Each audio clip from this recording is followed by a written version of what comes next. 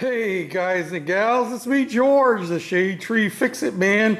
Stand by for a shaky cam update. Today, I was puttering a little bit on the goofy cart, but I have come to a little bit of a standstill on my drivetrain because I need to find another sprocket. So in the meantime, I have started working on cleaning up some of the bits and pieces for the lathe. And the first thing I did was work on this tailstock, and it's all cleaned up. It's had a lot of rust on it. So what I have done is I cleaned all the rust off, and then I have put a coat of like WD-40 rust penetrant on it, and everything is nice and free now. I think though that I am going to clean it down completely, maybe even sandblast the non-machined parts and paint it. I'm not sure if I'm going to do that with the whole lathe or not. And then this is the tool rest. I forget what they call it. It has a name for it. Looks to me like a lighthouse, but a tool post of some sort. And then this lathe dog. I don't even know how to use a lathe dog. And I didn't have to clean the lathe dog or that faceplate. They were both pretty clean to start with. So I did that, and my next step will be working on this part here and cleaning it up. And I have put some penetrating oil in the oil caps here in hopes that it will seep down through and loosen up some of the bearings. So yeah, that's where that is at. And what I have done today on the goofy cart, notice I took the wheels back off. A lot easier to work around the back end and so forth when they're not on it. So it's sitting on the axles on these jack stands. And I have the chain on the back, and it is solidly in place with some repair links or whatever you call them things. The chain and sprocket behind it is not, well, this sprocket is in place where it's going to be. This one is not. It's just setting there. I'm going to drill a hole down in the center of the frame down here, so that this sprocket will be on the outside, and then I'm going to have a smaller sprocket to go on the inside, and I'll bring it around the other side, show you what I mean. And I have this all set up here. I'm waiting for a half link for here, and that will finish off that little bit. This is all welded in place. I'm not sure if I showed you this before or not, but I'll show you again. And I have to get a stop collar for this to keep that from sliding off. And then once that's all in place, this is my, if I could do this one-handed here without bouncing you around too much.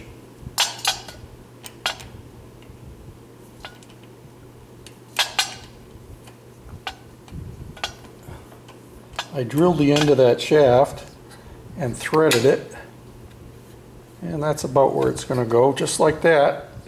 And that cover fits right in between there. And in case you're wondering what that cover was, there's the handle that came off of it, saucepan lid, and that cost me a whole 99 cents because it was just the lid. And this is a nice one. It's not got hardly any scrapes or scratches on it. I haven't buffed it out. Even these little marks here I think will come out that were around the lid handle. But yeah, that'll cover that. And nobody will have to worry about getting their feet caught on that. And who knows, I might make a little cover to go up here too. But that'll take care of that one. So let me take you around the other side. And now you can see, looking down in here, again, you can see the chain, the sprocket coming through the frame, and the chain that is here going around it. And there's not any tension on it because this is just setting here. It's not a long enough chain. I don't have the right sprocket. But this will be up so that it will clear my radius rod bracket, radius rod end and nuts. That'll be clear of that. And on the bottom, it's pretty close to the bottom. It should be up a little bit off of the bottom when it's fully engaged. But what I'm going to do is I'm going to put Teflon along this bottom here. And there will probably be a roller in here. I have a big recess in the frame right there that'll make easy access for mounting a roller, and it's already notched out, as you can see. The frame itself is notched out there. And then it'll come back here and go to a small sprocket which will be inside the frame right there below where this sprocket is, and that will mount there. The chain will go all the way back to there, and then it'll go back to the outside to that sprocket, back to this sprocket, which also will drive that red sprocket, which drives the rear sprocket on the rear axle. So that's what that's all about. Like I said, I need to get another sprocket to go on there.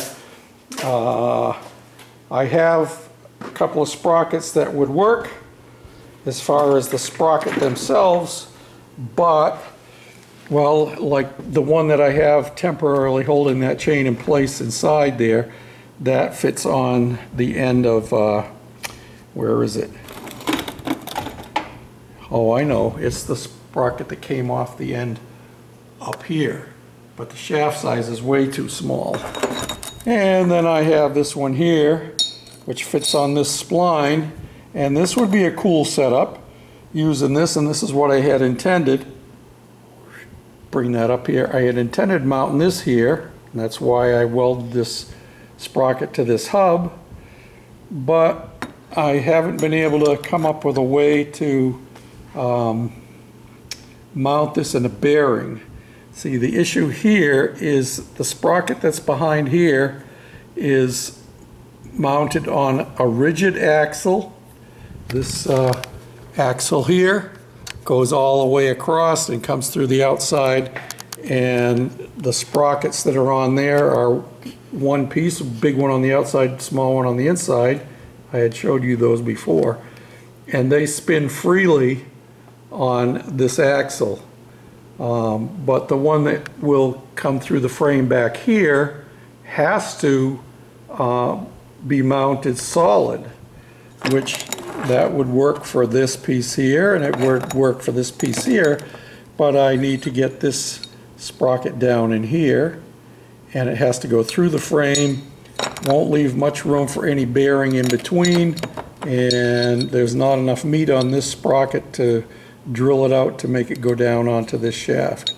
So I think what I'm going to do, where I already have this sprocket which is welded from the factory to this axle shaft, is if I can find another sprocket like this one here, and I thought this was going to be the answer to my question. Well, I can't slide it on. This would have been perfect, except for it's the wrong pitch, and it won't work with the chain that I'm using. So go figure. But it would, that's the exact size that I need, something like that, only with a different pitch. I think this is probably like for a number 35 chain or something like that. I don't know. And these here work with number 41 and my 420, which is what I'm using. This gold chain and the gold chain here, and the pieces back on there, those are all 420, which is same pitch as 41 but considerably bigger.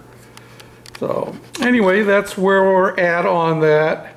And because I've been scratching my head and trying to come up with a different solution, for that little sprocket in there and trying to figure out different ways of mounting it, I didn't really get much done on it.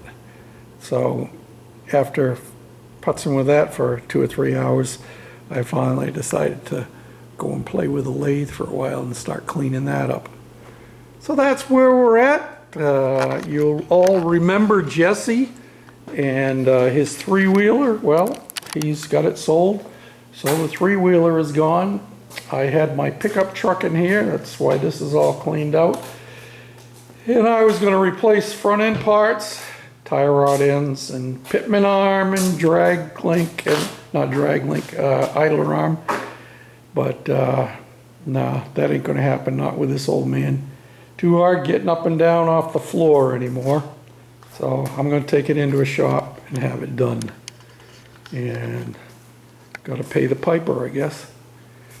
So I think my next step, while I'm waiting for another sprocket, and I think I might be able to get one at Farm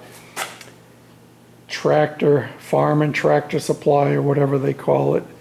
I'm going to be going up there a week from tomorrow, so I will look at that. So I think tomorrow when I come out, I'm going to go back to work on my Watts linkage and finish that up and get that done and out of the way, and tidy up a few more things on the axle back here. And it won't be too long, we'll be having some other pieces coming for our wheel adapters, I believe, and that'll take us one more step in. So until then, thanks for watching, guys and gals, and thanks for commenting and for subscribing. We're up over 1,800 subscribers, I believe. You guys are blowing my socks off. I just don't know what to say. A lot of that has to be said thank you to Ken Coates, 1963 Impala two-door, because he gave me a big shout out on his channel last week. And I think directly as a result of that, I picked up 25 or 30 or more new subscribers. And I appreciate that very much, Ken. And Ken and I have been following one another for a number of years. In fact, he and I and R. Peak from up in Maine and Deadeye Dan, rest in peace, have done a couple of musical numbers together. And Richard Peak and Dan were the only two that had ever met face to face. The rest of us have never met each other and never even been in the same state together. So you should check them out. Maybe I'll put a couple of links at the end of this so you can take a look at those songs that we did together. It was a fun project both times for me. And again, no more babbling. Thanks for watching, and stay dry. We've had a pile of rain here, but it's dried out now. Thanks. Bye. Well, I sure am glad that I got the goofy cart up off the floor, and all my tools too. It's coming down hard out there. And I just saw the report on the internet, and it's supposed to be coming for 45 minutes. Can't even see the rubber on the bottom of the garage door over there. Can't even imagine what it's going in there like. Ooh, not good. Not good.